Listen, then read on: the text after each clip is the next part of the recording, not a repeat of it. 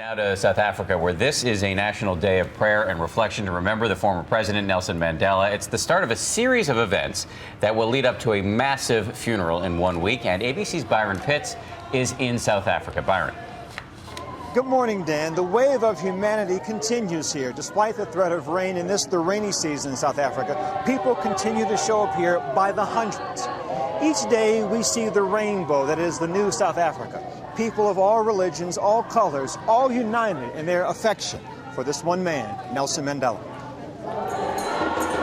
Nelson Mandela was not a particularly religious man, but today in churches and houses of worship across South Africa, prayers and songs for the man who had an abiding faith in the human spirit and in his nation to move beyond apartheid.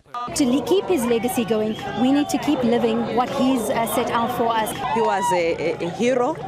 He fought for us and he suffered for the whole world. The mood here remains more celebratory than somber.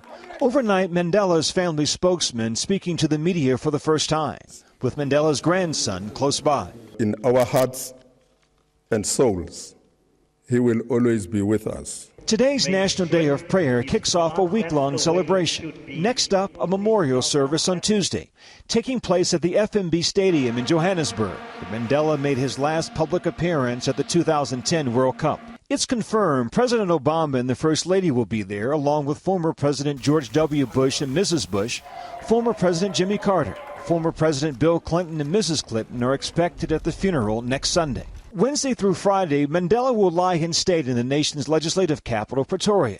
And finally, next Sunday, the state funeral in Mandela's hometown of Kunu on the Eastern Cape. His longtime friend and lawyer, George Bezos.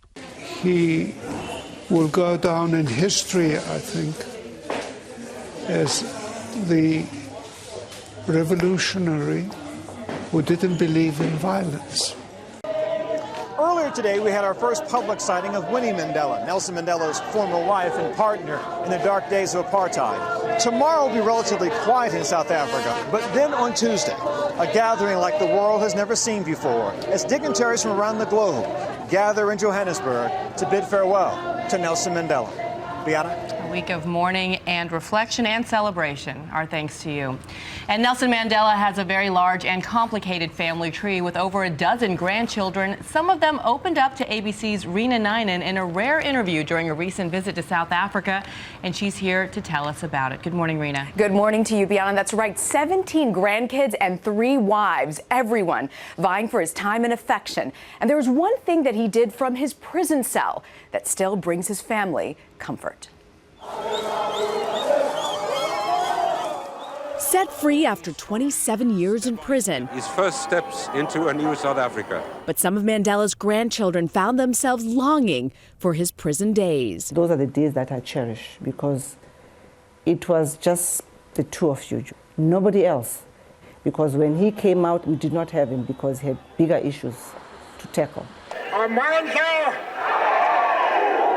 His grandson Kweku remembers visiting him when he was 4. He asked the wardens if they could put cartoons on the TV so that me and my other cousins could come and sit down and watch them. And then he offered us hot chocolate and, he made it himself. His granddaughter says while he couldn't physically touch them, his words always did. At the end of the visit, he had bought me a box of black magic chocolates with the message saying that your visit will always be a bittersweet memory for me. Words in the form of letters written to the family from jail. This one describing the moment he was told his son, Ndleka's father, was killed in a car accident.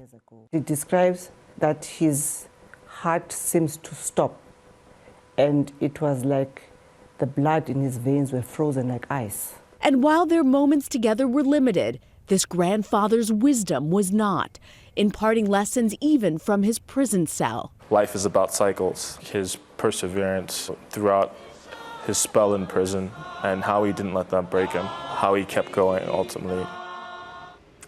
His grandson also said Mandela told his family, you have to believe in something more than just yourself. Mandela also told him that he will always know that he always knew he would defeat apartheid, and that's really what kept him going when he was in jail. Dan and Biana. And it worked. Rena, thank you.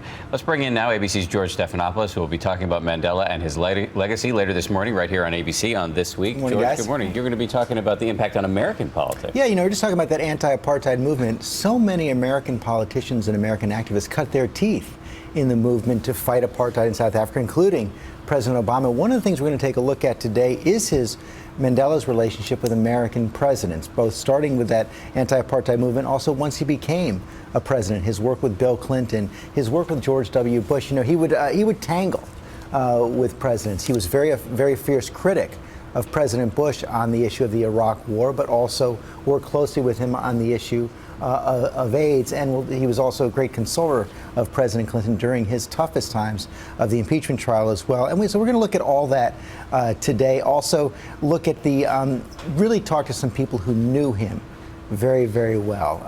The human rights lawyer who helped draft the Constitution of South Africa with Nelson Mandela, his pollster in the presidential election. So we're trying to look at Nelson Mandela, the politician, and his impact on American politics. And not to take away from his amazing accomplishments as president of South Africa, the country is still plagued by problems, both economic and racial. Even though they're coming together and all coming together for Nelson Mandela, you've got economic inequality right now, you've got social inequality right now, a 40% unemployment rate among young blacks. So yes, they know that this moment with Mandela passing is also a time for reflection on what more they need to do. Maybe it's a time for them to all unite around the one man that really had a vision to change that country. All right, George, thanks. Thanks, George. And George will have much more on all of this later this morning on ABC's This Week.